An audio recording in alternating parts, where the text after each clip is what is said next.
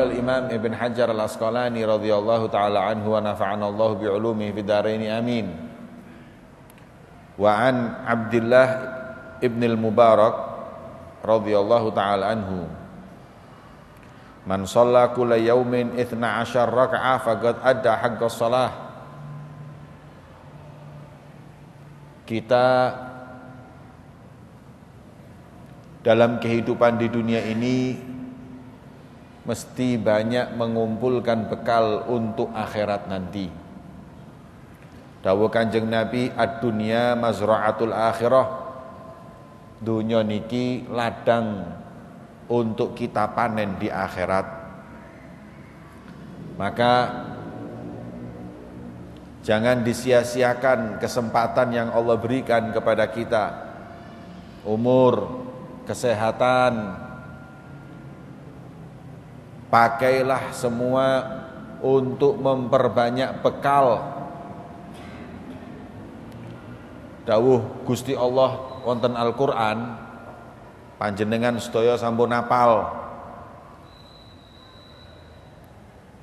Biasane dibaca kalau kita tahlilan,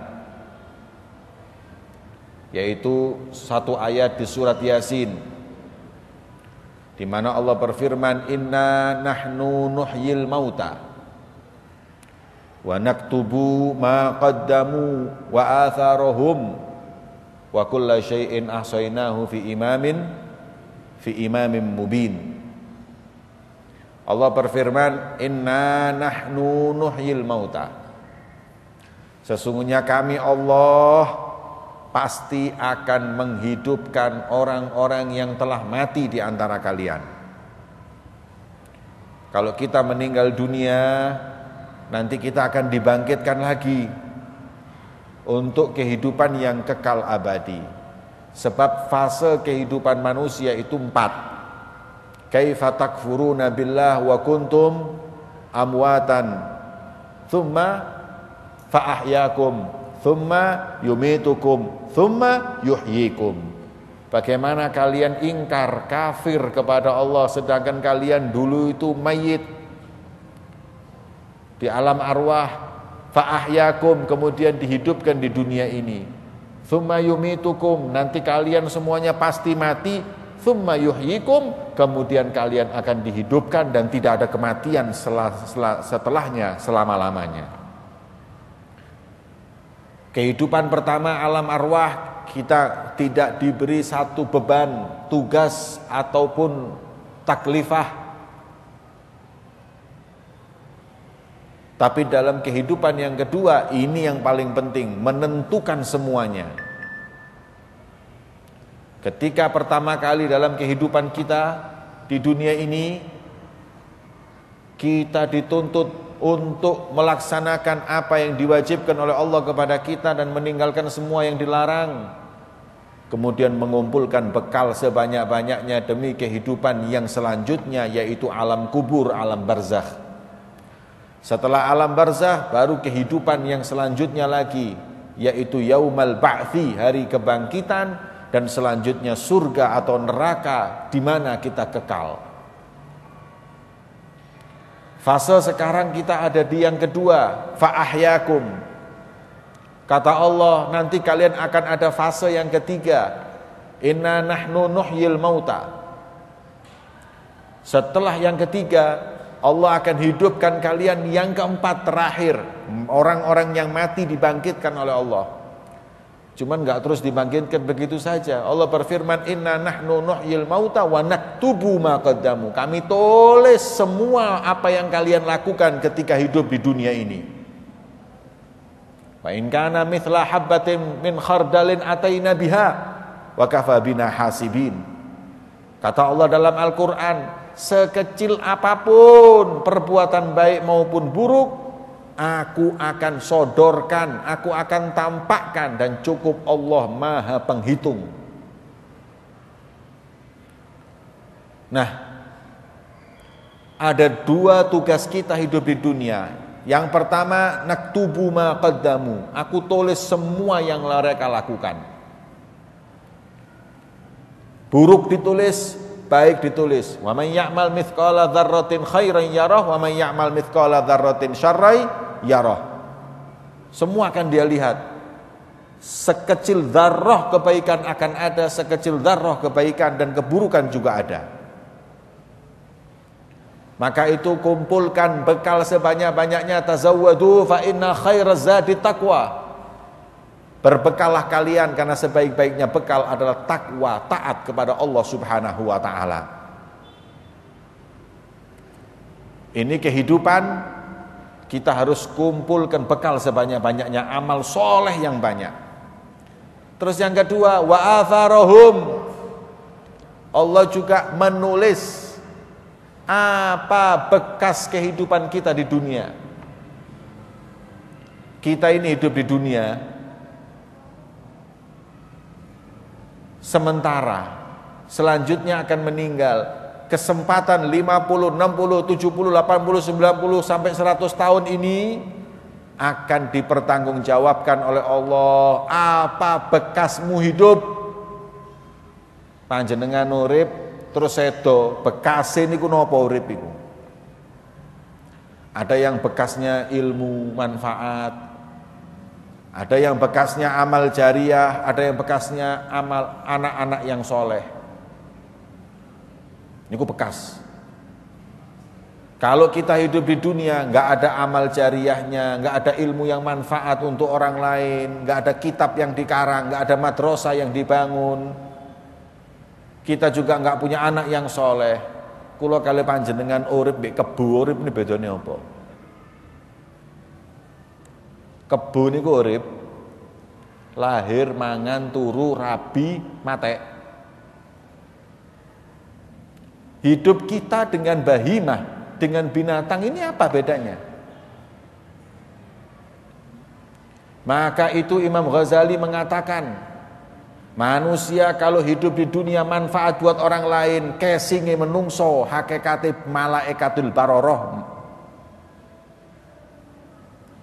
Manusia hidup di dunia nggak manfaat tapi juga nggak mudorot, nggak pernah ngerugikin orang, cuman nggak manfaat buat orang. Uripe kal bahaim asaimah, kayak kebu, kayak sapi, kayak wedus. Kurang kasar ya. Hidupnya seperti binatang ternak. Tapi lek wis urip gak nggawa manfaat, ngerugikno wong tok, al aqarib wasiba adh-dhariyat. Ini orang kesinge tok menungso, hakikate kala jengking dan binatang buas. Ulama nek uripe memprovokasi umat, ngedol agama, iki kesinge tok ulama, hakikate kala jengking. Pejabat kena mana kon? Kamu di dunia menjabat manfaat buat orang, maka kamu malaikat. Nek gak manfaat, gak ngerugekno, binatang ternak. Tapi nek ngerugekno tok, duit rakyat dikorupsi, rakyat dizalimi, kon kalau jengking, binatang buas.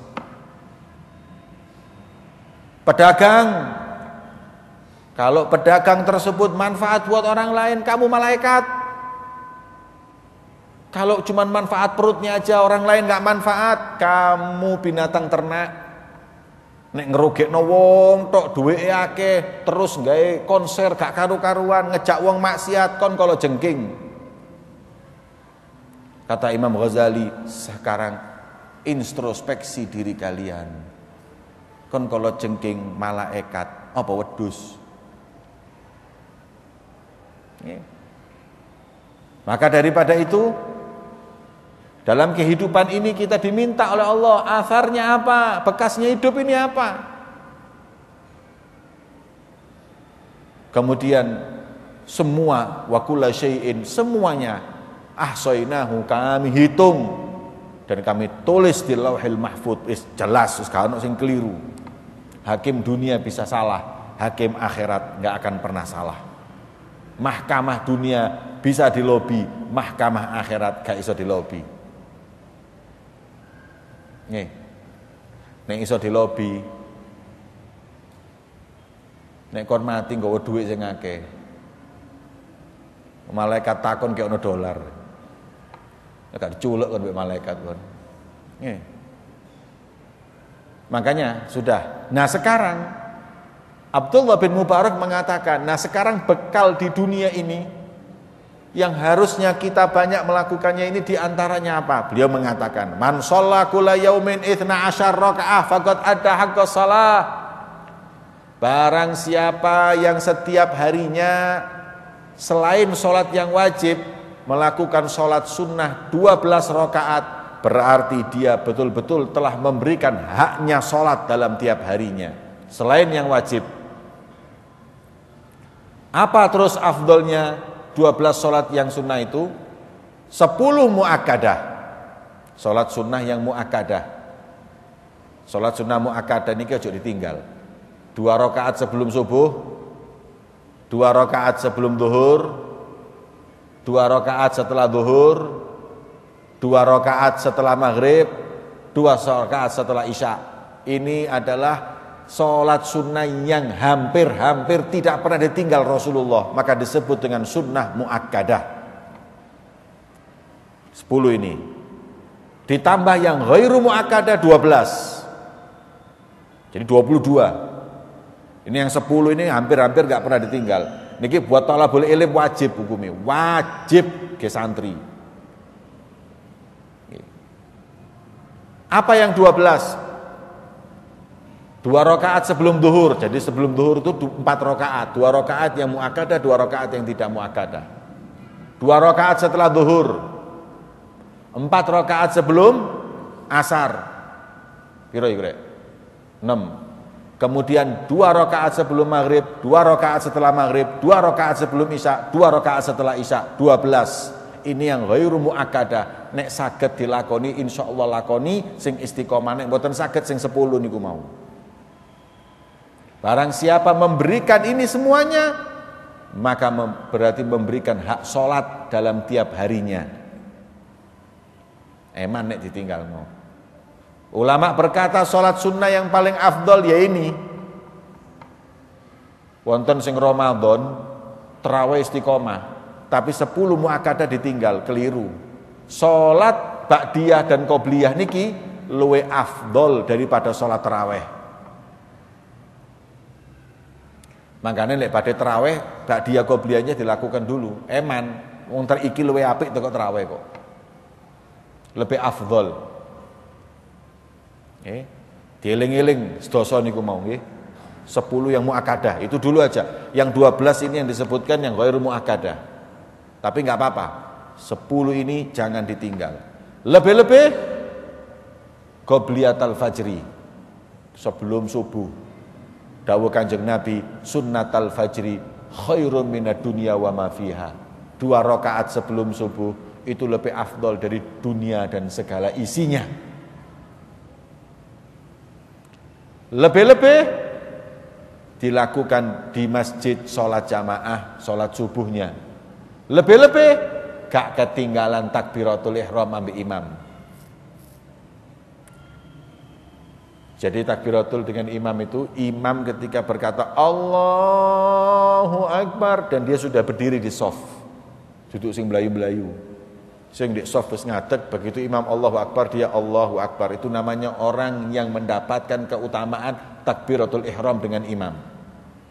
Likulli syai'in safwah wa safwatus shalah takbiratul ihram al imam. Segala sesuatu ada intisarinya. Intisarinya salat adalah takbiratul ihram setelah imam. Gak ketinggalan. Wonten wong gunung Badui salat teng masjidnya Kanjeng Nabi. Ketika masuk di masjidnya Nabi, ontanya ini bingung mau diikat di mana. Gara-gara nggak ada tempat untuk ngikat onta, terlambat takbiratul ihram. Akhirnya bingung dapat tempat, setelah dapat tempat, masuk imam sudah takbiratul ihram, bukan sudah rukuk mesti takbiratul ihram, ketinggalan. Setelah selesai, nah Rasulullah itu daripada mukjizatnya melihat apa yang ada di makmum seperti menghadap ke makmum nek sembahyang. Semua yang dilakukan makmum ini tahu semua, itu Rasulullah mukjizatnya. Setelah saya salam, Rasulullah tahu ada yang telat. Badui niki mau wong gunung, wong desa iki. Wong gunung. Ditanya oleh Rasulullah, apa yang membuatmu terlambat? Ya Arabi, wong gunung, apa sing gawe kon terlambat ini? Apa? Saya mestinya enggak terlambat ya Rasulullah. Tapi tadi saya mengikat onta saya. Istilahnya golek parkiran. Saya cari tempat yang aman buat parkir ini onta saya. Hah? Gara-gara onta kau ketinggalan? Loh lah iya.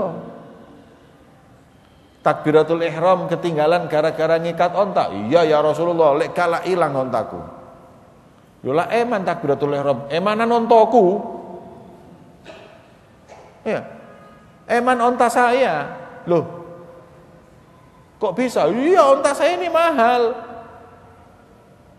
Kemudian Rasulullah bersabda, wahai Arabi, takbiratul ihram ma'al iman khairun min mil'id dunya ibila.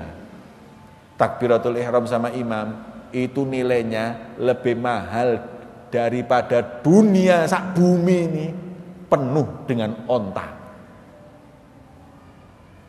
Oh, gitu ya Rasulullah. Iya. Makanya eman. Sahabat niku kalau terlambat sholat hadirin, ditanya, ditegol sama Rasulullah. Itu yang terlambat. Enggak sholat diparani. Ini tugasnya imam itu repot loh. Enggak sholat didatangi ke rumahnya. Sayyidina Ali pernah ketinggalan sholat juga, terlambat juga. Kalau ini sampai rukuk, sampai sujud. Ketika sujud, malaikat bisi Kanjeng Nabi, atil sujudak ya Muhammad, Nabi dawakno sujudmu. Loh kenapa? Begitu malaikat ngomong gitu dipanjangkan sujudnya sampai Sayyidina Ali datang kemudian ikut sholat. Setelah selesai Rasulullah penasaran, Ali, apa yang membuatmu terlambat? Kok sampai saya sujud disuruh memanjangkan, melamakan, gara-gara nungguin sampean. Kenapa kamu terlambat? Rasulullah imam masjid niki, lihat Sayyidina Ali sholatnya terlambat, gumun, heran karena tidak pernahnya terlambat. Nah imam masjid Nur itu dulu sampean sembahyang gumun, kok dungaren kon jemaah? Nang masjid kok dungaren. Saya enggak tahu nang masjid. Kemudian ya Rasulullah, tidaklah memperlambat aku kecuali karena aku tadi itu lewat jalan gang wonten Yahudi wis tuwa. Yahudi mlakune alon-alon. Saya mau minggirkan dia sik minggir aku tak lewat nang masjid. Mau gitu nggak enak, sebab kamu kan berkata min ijlalillah ijlal dza syaibatil muslim. Daripada mengagungkan Allah, mengagungkan orang tua apalagi muslim. Ini Yahudi ditunggu sama Sayyidina Ali pelan-pelan sampai terlambat sholat gara-gara Yahudi tua ini. Maka ulama mengatakan subhanallah, begitu mulianya menghargai orang tua walaupun Yahudi, sampai sholatnya Nabi ditunda, diperpanjang karena Sayyidina Ali menghargai seorang tua Yahudi. Ya apa lek wong tua iku muslim. Makanya kita mesti mendidik anak-anak kita itu menghargai orang yang sudah tua. Cium tangan, ojo salaman ambek wong umure 50 swidak kon seumur selawe ngene tok, gak sopan belas. Salaman cium tangan gak apa-apa. Karena Nabi mengajarkan kita untuk bagaimana menghargai orang yang sudah tua. Nah, dari cerita tersebut bagaimana berharganya ibadah sholat, khususnya yang disampaikan oleh Abdullah bin Mubarak, sholat 12 rakaat yang sunnah dalam setiap hari jangan ditinggalkan. Yang kedua, man shoma kulla syahrin thalatha ayyam faqad adda haqqas shiyam. Barang siapa yang tiap bulannya sholat puasa 3 hari, yang disebut dengan ayyamul bid, 13, 14, 15 setiap bulan. Sunnah kita puasa. Nanti juga ada ayyamus sud 27, 28, 29 ya.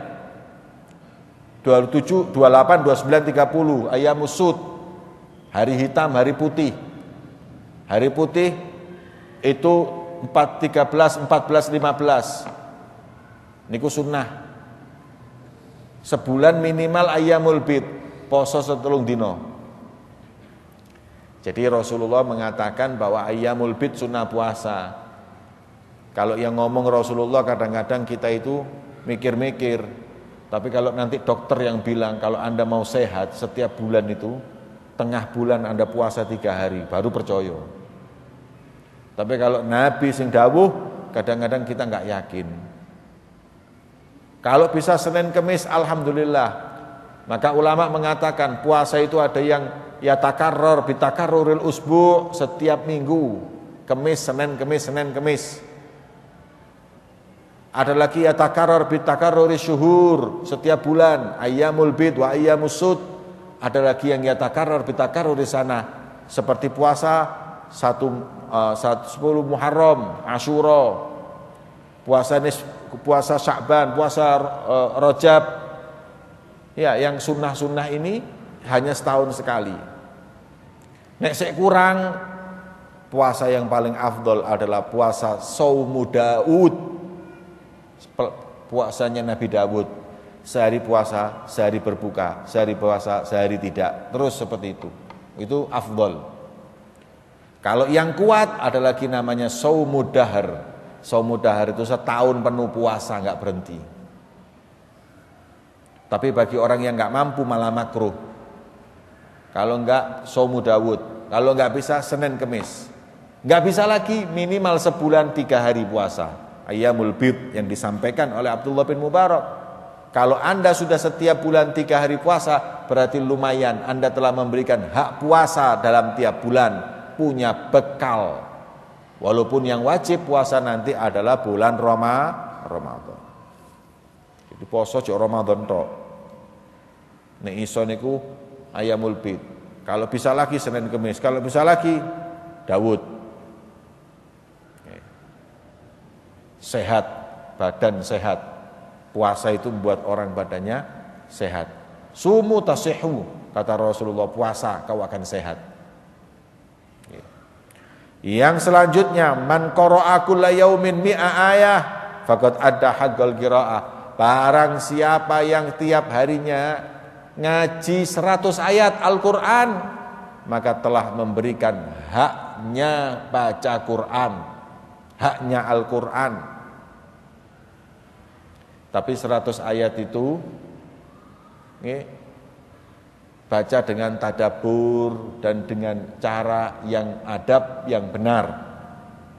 Afdolnya membaca Al-Quran dalam keadaan suci, baju yang bersih, wangi, tempatnya yang bersih, kemudian menghadap ke kiblat dan menghayati setiap apa yang dia baca. Sampeyan maca sak juz, ambek maca sak lembar, nek sing sak juz cepet, sing sak lembar alon-alon dan tadabbur, itu lebih afdol 1 lembar daripada 1 juz. Saya ngikutin Abdullah bin Mubarak ini 100 ayat minimal dalam sehari. Ya. Kalau ngikutin Imam Syafi'i, petang dino sepisan khotem. Khotem setiap 4 hari sekali hadirin. Ada ulama yang 1 hari khatam 2 kali, pagi sekali, malam sekali Quran. Ada yang ulama khatam sehari 2 kali pagi, 2 kali malam. Al-Imam Abdurrahman Segaf. Ya apa mocone rek? Orang kalau sudah hafal, bacanya itu enak dengan istihdor. Ada lagi Rabi'ah al-Adawiyah. baca di kuburannya Rabi'ah. Jadi beliau Rabi'ah itu sebelum meninggal sudah gali kuburan duluan. Terus tiap hari didatengin kuburannya, ngaji di kuburannya. Sampai hatam. Hatam berapa kali hadirin? 3.000. Ya oprek kuburannya wis dihatami Quran ping 3.000. Begitu saya mlebu kuburannya jembar padang wenak wis Quran kabeh iku. Hebat persiapan mereka dalam membaca Al-Quran. Nah kita 100 ayat. Nek iso ben sembayang sak lembar. 5 wajib salat, 5 fardu, insyaallah sudah 100 lembar. 100 ayat, maaf. Ngaji Quran. Orang yang ngaji Quran itu insyaallah nggih diparingi Gusti Allah Subhanahu wa taala hati yang tenang, kemudian diberi oleh Allah mata yang terang. Sebab Quran itu jangan lagi dibaca, memandangnya aja sudah ibadah. Dawuh Kanjeng Nabi 3 yang dipandang ibadah. Mandang Quran, mandang orang tua, bapak dan ibu, mandang laut. Mandang Quran karena kalamullah, mandang orang tua dengan pandangan kasih sayang karena birrul walidain, mandang laut, memandang tafakkur, ini loh ciptaan Allah, bagaimana dengan penciptanya. Delok laut jembare kaya ngono, ya Allah, iki ngurase ya apa iki? Laut segitu gedenya itu ya apa nyiptaknone iku lho. Maka barang siapa yang tafakur di situ melihat kebesaran Allah Subhanahu wa taala. Makanya yang masih punya orang tua, pandang orang tuamu dengan pandangan kasih sayang, ganjaran, ibadah.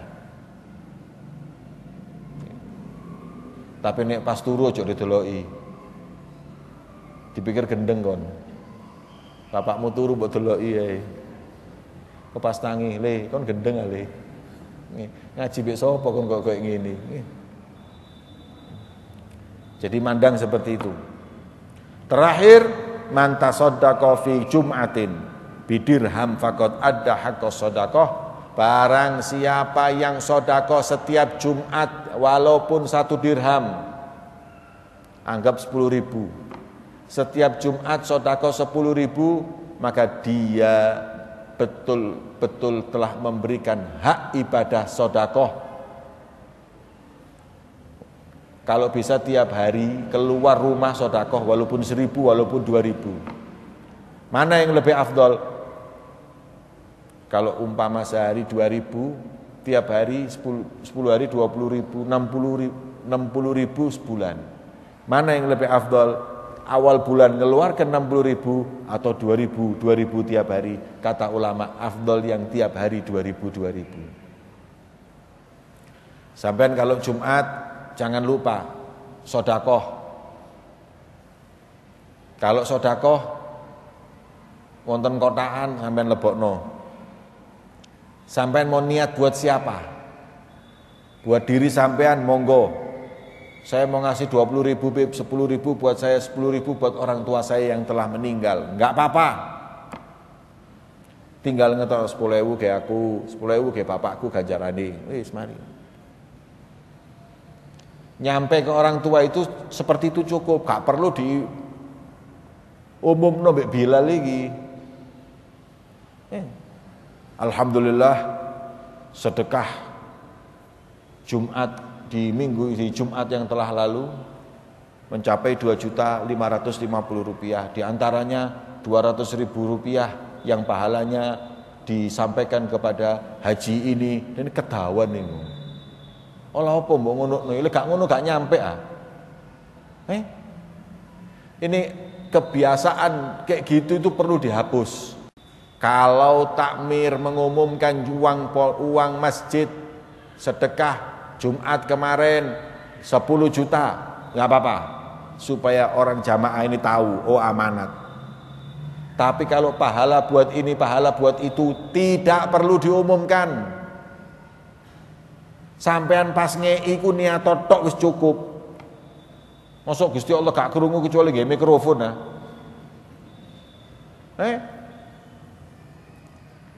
Malah justru kalau diumumkan bisa jadi riya. Sodako yang diumumkan itu sodako tim sukses ambek calon-calon pejabat. Iku biasanya diumumno. Karena memang ada maksud sodako gak lillahi ta'ala supaya sampean coblos. Nggih. Sampean gak nyoblos gak mungkin sodako. Sodako kok ngenteni pilkada. Pas ketara. Ziarah kubur ya ngono. Wis cedek-cedek ziarah ngene masyaallah sunan-sunan iki pol. Sampai ana sunan sing ngomong mbek wong-wong, iki kuburan wali, masamu kantor KPU ah." Ziarah kubur ngenteni pilkada, sedekah ngenteni pilkada. Saya pernah diundang ya. Di Sulawesi, masjid gede kayak ngene gak ono sejadahe, gak ono apa karpete. Tak tanya takmirnya, "Pak, masjid bagus nggak ada tak?" "Kemarin ada ini, Beb. Disumbang sama calon gubernur." Terus gagal. Terus dijaluk mana karpete? La haula wala quwata illa billah. Makanya sedekah tiap Jumat nggak usah ada yang tahu. Nek perlu kayak ono amplop lebokno. Nek gak iso tutupono. Pas ngelebokno iku ditutupi ngene. Nggih. Tapi nek 100.000 tutupono. Nek 20.000 gak usah mbok tutupi, ate mbok apa? Riyake iku lho ndi? 20.000 iku lho gawe apa? 20 ditutupi. 20 iku bukaan. Iki lho buka aku lho ngeki 20 rek, melarat aku iki. Nek sing 100.000 tutupono, wedi lek riya. Masyaallah rek wong iki ngeki 100.000. Lah kita takut dipuji orang ditutupi. Ngeki 5.000 tutupi. Tak perlu sedune 5.000 rek. Nggih. Sing ngeki 5.000 kudu ben Jumat maneh, ben taun rong ping pindho tok. Setahun ping pindho ngeki 5.000. Ngono ini gawayat tok ditutupi. Jare kanca sebelah dongaren. Iya. Biasa aku. Kok dongaren kon? Ya mosok gak oleh aku mlebu swarga. Lha kon pengen mlebu swarga. Lah iya lah aku lapo sedekah lek gak pengen mlebu swarga. Malaikat krungu. Jare malaikat, mendit lho 30.000. Mlebu mendit delok gethek lho 30.000. Terus kon mlebu swarga delok bidadari bondo 5.000. Jare malaikat bedes lho rabiyen.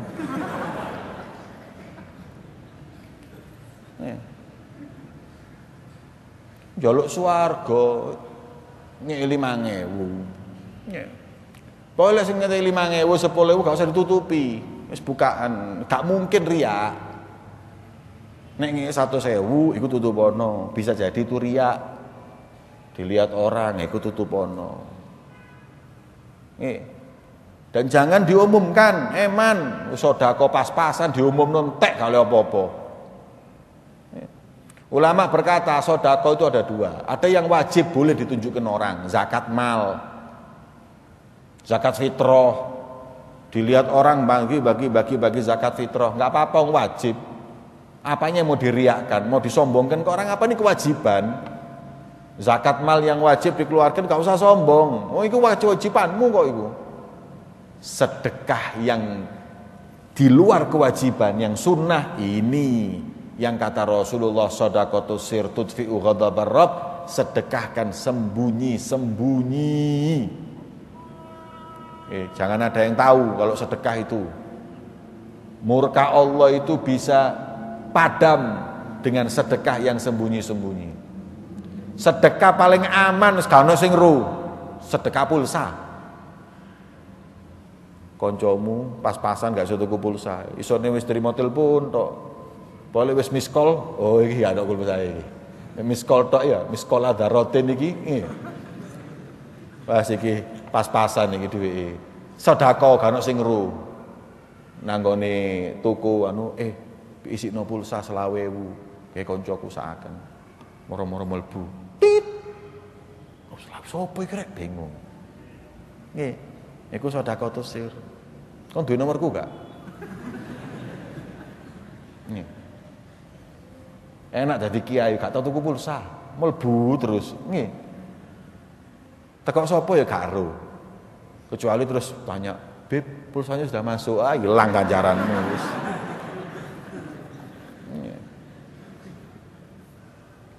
Jadi gitu hadirin, sedekah itu sembunyi, jangan ada yang tahu. Allah yang tahu. Orang yang sedekah disembunyikan itu orang yang ikhlas. Betul-betul tahu kalau Allah tahu. Tapi orang yang sedekahnya mau dihargai, sedekahnya itu mau dilihat, enggak ikhlas. Ada tendensi, ada ingin dipuji, ada ingin dianggap dia itu orang yang dermawan, wis gak. Makanya saya tutup dengan cerita kejadian nyata. Saya diundang ke Lamongan, hall. Diundang sing ngundang iki ustad. Ustad niki ngadakno hole haji, lak kualik ah. Mestine haji ngadakno hole ustad, lak ngono arek. Mosok ono haji hole sing ngadakno ustad, lak kualik donya iki. Saya bingung, wis engko tak ceritani, Beb. Wis mari ceramah, saya diceritani. Ngene lho, Beb. Saya ini dakwah di kampung ini. Terus saya buat TPQ, Masya Allah. Saya ketika dakwah di kampung ini bikin TPQ, bangun ini, terus kemudian ngajari orang ini semuanya. Ada satu orang kaya raya, Beb, haji ki sugih. Cuman mau wedit pol. Orang-orang yang lebih orang yang tidak sekaya dia, miskin, itu bantu semen ke saya. Wes Masya Allah. Sampai toko toko meracang itu, Beb, tiap bulan itu ngasih beras, saya ngasih yang nama sembako, beras, sabun, terus gula, lengkap tiap bulan saya dikasih. Haji ini saya mintain, sampai lak soge ya. Juragan duwe tambak napa? Udang. Lah mbok kirim-kirim ana semen mbok pondokku iku. Kirim ana pok gawe gaji guru. Insyaallah Ustaz. Gak ngeki belas hari. Sampai sumpek nek bengi Ustaz iki lek ndonga ya Allah, mugi-mugi haji iki cepet matek ya Allah. Ojo dawakno umur wong medit-medit ngene. Nggih. Orang-orang lainnya tuh ngasih ada orang itu kalau sing dodolan semen itu jenenge apa rek? Materialan niku lho biar pas-pasan niku benulan ngirimi. 10 sak sembako semua ngirimi. Iki tok gak tau ngirimi apa-apa. Riyo gak tau ngeki sarung, waduh medit pol. Sampai lek bengi kula ndonga ya Allah cepet mati wong iki ya Allah. Temenan dongaku mustajab, matek wong iku. Begitu matek kula lak ustaz ndek kampung. Ustaz sembahyang jenazah. Oh, jok kuwatir. Iku pas nunggu sembahyang mestine Allahumma firlahu, Allahumma kapok. Kapok kon matek saiki kon. Meninggal dunia haji ini. Wis lega atine. Makanya coba bedit kok tak tengok mati kon. Kemudian datang awal bulan. Kok beras gak teko rek? Minyak gak teko rek? Bangunan iki apa iki beras semen iki. Diparani. Sembako. Pak, nggih. Wonten jenengan mboten supe. Awal bulan lho niki. Supe napa? Lho, beras, minyak. Lho. Sing bayar sapa? Lho lah biasane, iku mati haji. Hah? Waduh rek. Ya Allah Gusti. Lha apa mbok kabulno dongaku? Loh, iya, dia yang ngomong. Benulan kayak ono beras ya, ustaz iku kuwabe tapi jok ngomong. Lek ngomong tak pindah dik liyane sampean gak oleh. Makane gak wani ngomong aku. Koyoke teko aku padahal teko haji. Lah saiki njaluk ya bayar kok kon. Waduh rek, sik semen ya ngono apa gak iki? Takoni semen. Terus napa niku keperluan bangun wesi. Assalamualaikum, salam ji. Kan semen-semen ya ono. Lah kok gak ngirim? Lah duit endi? Lah biasane. Lah iku hajine wis mati ngono. Waduh pulang nangis aja. Ya Allah Gusti. Kok mbok kabulno dongaku Gusti? Ya apa carane nguripno maneh iki haji? Dan akhirnya dia menyesal. Lah ini Beb, enggak taunya haji ini istimewa. Dia tuh enggak pernah mau orang tahu amal ibadah yang dia lakukan. Wong nyongko lek dia iku medit pada loman. Saya di Tuban lihat satu orang kaya raya juragan kayu. Tidak ada yang tahu hadirin. Orang ini berbuat apa? Pas meninggal dunia, takmir Masjid Ampel ngolompok kabeh lengkap. Wong-wong takon. Lho lha apa takmir Masjid Ampel ngolompok? Lho ya apa? Setiap Ramadan sebelum masuk Ramadan dia langsung transfer 200 juta bukan buat buka puasa satu harinya 1.000 orang sampai 30 hari Ramadan. Semua dia yang bayar. Dan itu sudah berjalan 30 tahun.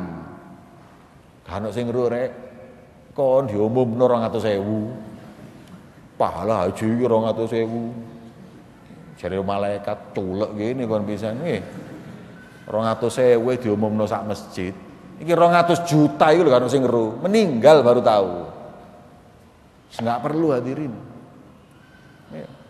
Makanya itu, ayo sedekah supaya kita setiap selain zakat fitrah, selain zakat mal, zakat atau yang sedekah yang sunnah terus kita lakukan minimal setiap minggu, setiap Jumat sekali. Kalau bisa lebih, alhamdulillah. Nek sing saged setiap pagi sekecil apapun itu insya Allah kita akan jauh dari musibah dan bala. Amin ya rabbal alamin.